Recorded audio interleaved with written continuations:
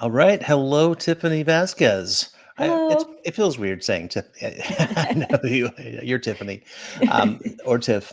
So Yeah, welcome. So here we are on the A24 New Wave podcast. Just a brief conversation about Barry Jenkins. But before we get into that, do you want to introduce yourself and tell listeners, viewers, what you're about? sure. Hello, I'm Tiffany Vasquez, and some people might know me from TCM. I was a host on Classic Movies for a little bit. I spent most of my professional life, though, at Giphy for the last 10 years, no longer there.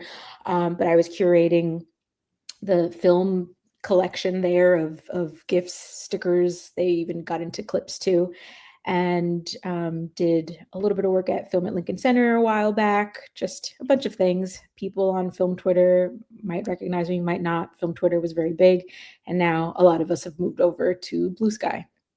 Yeah. And now I'm doing some stuff on Cine Journeys, and I'm really happy about that. Yeah, Raul Julia, and I Hmm. think sometime gifts.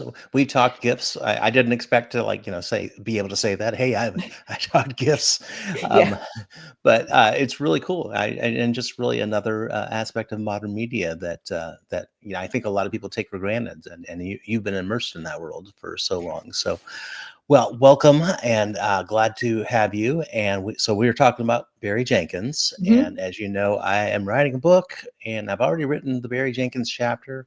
And I feel good because we're in the editing, rewriting process. And so two of my readers really loved a chapter today. And I got that news. In oh, fact, my that's wife is awesome. one of them. She's an English professor. So Oh, well, uh, that's good. it's good to have, but also Yes. she's my wife and she doesn't want to be critical. But I walked in today and she said, Aaron, your chapter is fire. And I heard it like the emoji. She was like, I'm Okay. so Yeah. proud of you. So not to brag, I'm try to be very, very humble, but yeah, she pumped me up a little bit.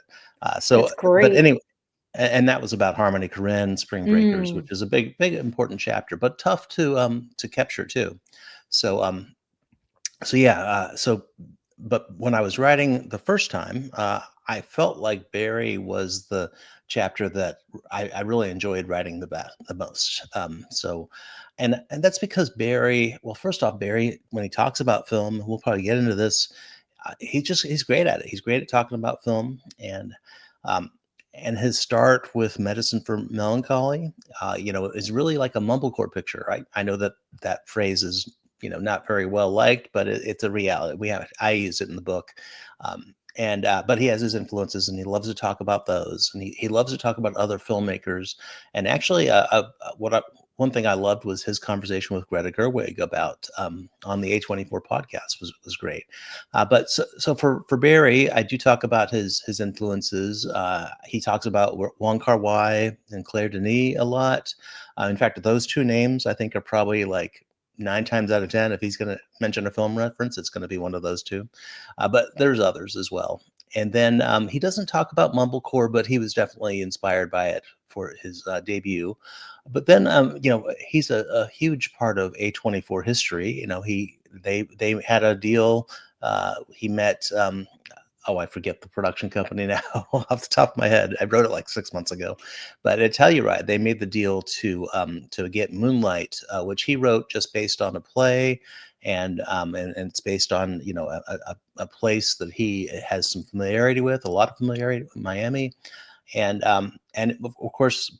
A24 produced it. It was the first film they produced, and we know the rest. It was beloved. I mean, I think that even though there's the controversy with La La Land, I think that one actually it's kind of like Anora this year. Like really from the beginning till the end, it really felt like Moonlight was always on top. La La Land, it was kind of like the Brutalist this year, like maybe, but no, everybody just and still loves Moonlight, and I love it a lot too. And he's since become he's a producer and he's produced a lot of stuff. So yeah, that's a lot to say because Barry has done a lot. Period. Underground Railroad, also, and then After Sun he produced. If Bill Street Could Talk is not A24, but that's a great movie as well. So yeah, so what do you think about Barry Jenkins? Well, I do think that Barry Jenkins is one of those filmmakers for all of the reasons you said and more will be 50 years from now, people will be talking about Barry Jenkins and everything that he's done, whether himself for his own works or to help other people Mhm. produce their films, specifically women. Like not only producing After Sun, directed by Charlotte Wells, producing All Yeah. Dirt Road's Taste of Salt, directed by Raven Jackson, Love The that movie. Fire Yeah. Inside, Rachel Morrison, and so many people out of Sundance, I haven't seen it, have been talking about Sorry Baby, directed Yes. by Yes. Ava Victor, I've heard and great things. Yeah. right, and I can't wait to see it. He produced that too, and he's just like obviously also married to a woman filmmaker, Lulu Yes. Wang. That's definitely not the only reason why he's such a big champion for women filmmakers. Like you said, he's probably the biggest Claire Denis fan like on the planet, and he just so he's a fan. He just so Mhm. appreciates a lot of beauty. He's an incredibly empathetic filmmaker. Like you can tell, there's just like a lot of um, deep consideration in a lot of his movies, and Underground Railroad, like anything he makes. And I think that that might be why he connects so well with women filmmakers. Mhm. I don't really like to do the stereotyping, but many women filmmakers are, and women just like tend to be deeply empathetic. And I think Mhm. that just kind of vibes. And yeah, yeah, I think you can't talk about Barry without talking about women filmmakers. So thank you. That's and of course, Moonlight. A lot of people thought, oh, it's a product of Oscar So White. It's about African Americans, and it is. Representation is a big part of it, but I think that Barry has transcended that, and I think his championing of women filmmakers is another idea. Is that you there's no end point for representation. So he's now helping others find their place. Yeah. So you mentioned All Dirt Road's Taste of Salt. He produced that, and yeah, that's Raven Jackson, who I think Mhm. has a great career ahead of her. Yes. Love that. I think that's kind of like in a way aesthetically not the same, but kind of like Nickel Boys in that like it breaks new ground from a filmmaking standpoint. But Yes, I agree. There's a lot of very similarly to Barry Jenkins. I feel like, obviously he's very Mhm. influential at this point Yes, too. So you get yes, like almost like the school of Barry Jenkins. So a lot like Raven, Jackson, Ramel, Ross, they kind of Ross, yeah, their work can be very closely associated with each other in that a lot of the shots are deeply um, they take their time. There's a lot of consideration, there's a lot of point of views, there's a lot of shots of hands, of like drops of water. yes, There's like a yes. very like artistic um I hesitate to say slow, it's but Yeah, more like it's deliberate. deeply, yeah, deeply considerate is more how I, Mhm. and deliberate, like you said. There's just like a savoring to a lot of the rhythm of a lot of those works. Yeah, and I live in the South, so and I go to Miami a lot. I mean, I know that's weird. My wife and I are big fans of Miami. We haven't been in a couple years. Well, actually, we were there last year, but so actually we know some of the areas that he shot in Miami. And speaking of, since I mentioned Harmony Korine's, him too. He's a big, Yeah. but very Mhm. different filmmakers. Yes. But living in the South, so obviously I'm a white guy. But the South is a very complicated place, and I've been to a lot of the places. Now, I think All Dirt Road's Taste of Salt. I think that's primarily, I want to say Tennessee or Alabama. I forget, maybe both. I can't remember either, but yeah. Top of my head, I think one of Mhm. those. But I was able to see areas of that I've experienced, not the exact locations, but communities that I've been present within. But the thing is, I can't really know as a white man. I can't really know what it's like to experience life in that community. I'm an outsider, so that's one thing that I think is beneficial to anybody, whether they live in the South or whether they're in New York like you. You get a sense of what it's like. For somebody growing up in the South. So yeah, that's one example. He also produced. I know we're talking about all the films he produced, but Never Rarely, Sometimes Always is a big Right. Eliza Hittman, Mhm. and The Last Black Man in San Francisco, Yes. which is a great movie. Was it Talbot? Isn't it? Is that the name of the director?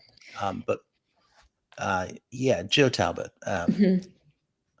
And yeah, so you already mentioned, and of course, Sorry Baby, we'll see that soon. You already mentioned the Underground Railroad. Have you seen that? The I have, yes. I Speaking of the tend South. right, I tend to, uh, Underground Railroad related, things, there's, like you almost brace yourself because you know there's gonna be a certain level, a very high level of trauma, and so emotionally, there's often like a, "Am I ready? Am I ready for this?" But I wanted to watch it because I'm very interested in anything Barry Jenkins does artistically, and I'm really glad I did. I think a lot of people didn't watch it for those same reasons, Hmm. but it's so worth it, especially in conversation with a movie like Nickel Boys, because they're both Colson Yeah, Whitehead adaptations, yeah. and just to see how two very, very talented artists lead an adaptation of great writing and each have individual visions, but like they're both so beautiful. Underground Hmm. Railroad is just like a really fantastic series. It really, yeah, and aesthetically, it's very, very Mhm. different. Yep. I mean, there are commonalities. It's this is not amateur filmmaking, Right. but so I was kind of like you. I of course I'm a history major. I think just living, you hear about the Tubman's Underground Railroad, um, and I knew of the book, but I hadn't read it. Mhm. But I think it's actually important right now to champion works like that, especially right now when they're being taken out of curriculum. Right. Especially in the southern states. Yeah. The What I think is, so this is really a reimagining. It's like uh, uh, a fictionalized version, almost alternate history version, not even Mhm. almost. It is an alternate history Yes. version.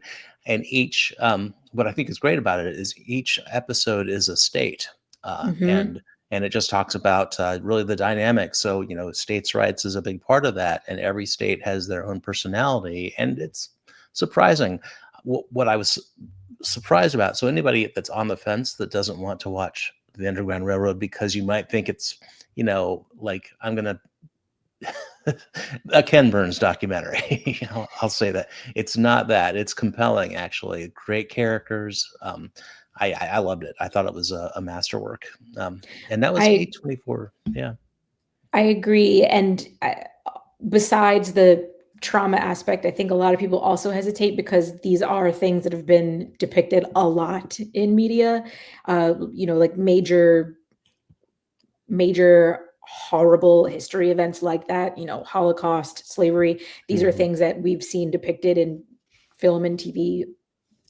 I don't know how many times, a lot of times. A lot of and times. Yeah. and so you almost get desensitized, you almost hesitate because you just like, am I going to Hmm. dive into this, or what is this going to give me that I haven't already gotten from all these other things? But I do think Underground Railroad is quite an exception. Yeah. So, well, when I talk about Barry, one of the first things I do is on that podcast with Greta Gerwig, they have a little brief conversation about place, having a sense of place, and I think they are two of the best at portraying a sense of space. I guess Gerwig, I don't know, Barbie, a sense of place, Barbie Barbie Land. Land, if that Yeah. counts, but Yeah. sure. But I'm thinking Ladybird for sure with Hmm. Sacramento, Yep. Moonlight with Miami, and but also not just off the beaten path. Although they do in Miami, they do go on that inner rail, which is right downtown Miami, and but it really does have a personality. The beach, of course, that one big scene of the beach, and I think the triptych style, every three act has a different actor. So I don't know. What do you think about Jenkins and his portrayal of places? I was going to say that earlier. I mean, the medicine for melancholy being so tied to San San Francisco. Francisco, yeah, And again, like you said, not A24, but if Beale Street Could Talk being so tied yeah. to New York. And and Underground Railroad being taking us you literally Mhm, through these places. And Moonlight depicted Miami in a way that I think a lot of people didn't know they wanted. I think a lot of mhm. people didn't Yeah. really realize that they were missing.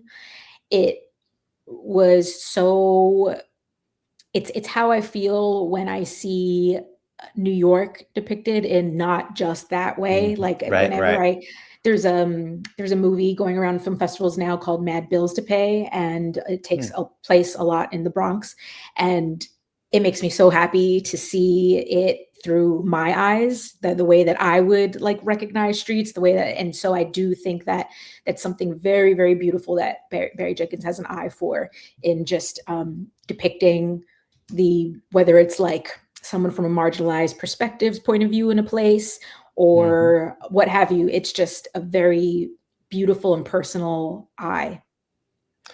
And I think those really those translate great to screen. So, New Mhm. York, I just when you were talking, my first thought was Ramen Brani, because Chop Shop, if you've seen it, is Queens. In fact, it's right by Shea Stadium. They actually have Oh, oh a, yes, a sh- about the car, the auto yeah, shops. Yes. yeah, yeah. I'm Actually, sure. my dad used to take me to those places whenever he Yeah, needed like a quick fix for a car. yeah.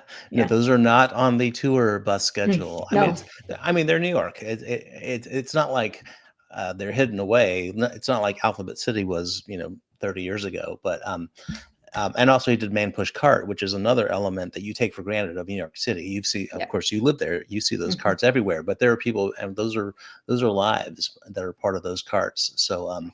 So yeah, back to Miami. So that's the thing is we've been to Miami a lot, but we are not the kind of people that just go to Miami Beach and that's it. Right. We like to discover the urban, and same with New York. I probably wouldn't otherwise know chop shops if not for just being exploring a little bit. But Barry came from there, and Mhm. it's kind of great fortune that they met. And I don't have it the playwright, but it was based on a play that was not actually produced, but a great play, and they both had Miami roots. But he talks about, we see the beach scene, and it's a secluded beach, but Miami, he's like that's a 10-minute bus ride to the Right. beach. So it's and then you have the projects in Miami, which I've walked through the projects of Miami. That probably is not a good idea, but they're Mhm. there. But the thing is, when he filmed the scenes there, the people were watching and they were taken aback because it was so close to real life. A lot of people thought that that was not acting. Um, yeah. So anyway, I can't praise Moonlight enough. It's one of my favorite films, and I'm really glad that it put Barry on the map to give us all this new work. And also, well, so he did Mufasa. So I haven't seen it yet. I don't know. Are you going to see Mufasa? I'm not sure. It's not at the top of my list, to be honest, but, I'm not if it's on one day and I happen to be yeah, it's fine. I'm not, like, fighting watching it, but I'm also not running to it. Yeah, it's on Disney Plus. So if you have Mhm, that or Hulu, I think you could probably see it there. They're kind of the same thing. Yeah, I don't. I just generally don't like the remakes or the live action remakes. But mhm. I'm guessing, and I'm not going to say Barry Jenkins sold out or something like that. He probably just loves The Lion King, and he was just like, I would love to make my own version. But there's some compromises probably. I would imagine. I mean, listen, if this gives him enough capital to keep producing all these bangers that he's producing, I really don't have a single issue with it. Yeah, there's the art filmmakers that do one for the studio, one for Right. themselves. I'm hoping Barry, it's like 10 for the studios, or I'm sorry, Mhm. one for the studio, 10 for himself. Right. But Yeah. I don't know what his next project is. I'm sure if it's there's probably something out there about it. But I always am looking forward to what Barry comes out with as a producer and a filmmaker himself. One of our living legends. So Mhm. well, thanks, Tiffany, and I look forward to talking to you soon about Cinema Journeys. So Pleasure, take always. care. All right, take care. Bye bye. Bye.